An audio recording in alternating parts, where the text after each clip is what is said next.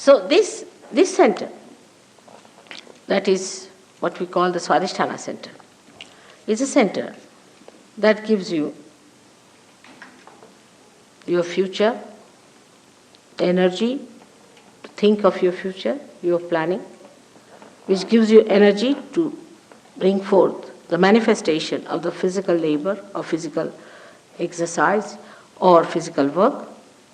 This poor center has to work for one work, to convert the fat for the use of the brain. Now, if one center which has to do many other things starts doing only one work, all other things are neglected. As a result of that, you develop problems because it has to cater to your liver, to your pancreas, to your kidneys, to your spleen. And once it goes into action for one channelized work, it gets programmed for it. And then it cannot take care of these things. That's how you develop a bad liver. You develop a diabetes, kidney trouble, blood pressures. Also, you develop a very serious disease called blood cancer. Now, Sahaja Yoga can cure all these troubles.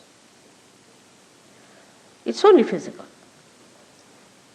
But it can cure even physical troubles, because if this center is brought to its normal behavior, if it is made to behave in a very normal way, you can easily cure all such diseases which come out of your overactivity, overthinking, over-imaginativeness. It's a very dangerous thing to always think about the future. For example, now we are here sitting down, we should be comfortably sitting down and talking to each other. Instead of that, we are thinking, what am I going to go do tomorrow, or what am I going to do when I go home, how am I going to cook, what am I going to eat, or how I am going to take my train. All these futuristic behaviors lead you to a very funny personality. You become so futuristic that you forget the past. I met a gentleman who forgot even his own name. He forgot the name of his father, he forgot the name of his mother, and also, to the dismay of his wife, her name. And she started crying. She said, now what to do? He's forgotten everything. Now he is in a futuristic area. He just knows the future.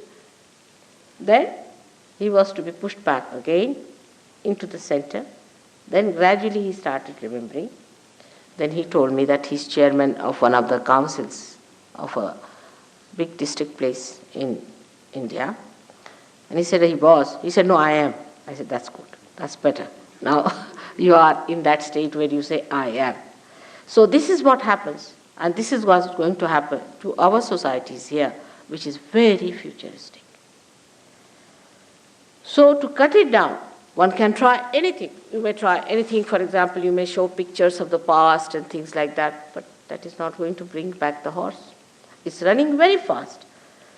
The only thing that can work it out is the awakening of the Kundalini.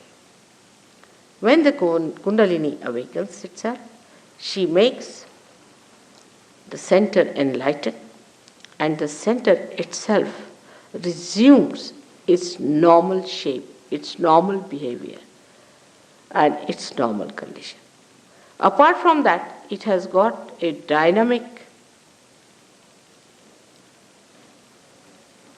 power or manifestation that this center which looks after our attention becomes enlightened, and our attention becomes enlightened, and the attention which is enlightened becomes dynamic. In the sense now, sitting down here, you can pay attention to anyone, just pay attention. You don't have to do anything. Just pay attention to that person and you can find out on your fingertips what's the matter with the person. Thousands of miles he may be. When Nixon was having trouble, suddenly, I don't know, I said, find out about Nixon, how is he? And they said, Ma, he's in a terrible mess. Christ has said, your hands will speak. That's the time has come.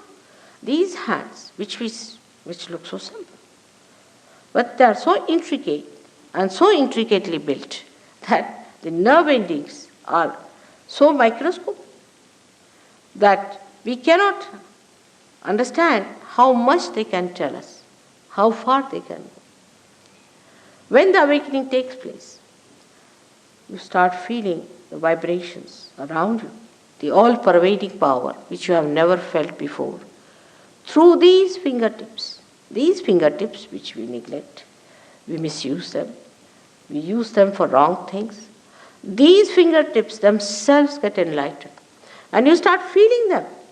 That's what I said, that you have to get your awareness, which is enlightened. It's the awareness which has to manifest. And that's how you start feeling them on your fingers. It's wrong here, it's wrong there. You can see where is the problem. Now all these are related to your centers. These are 5, 6 and 7. 7 on the left and 7 on the right. So this is about your emotional side and this is about your right. About your physical and your rational, or you can say mental side.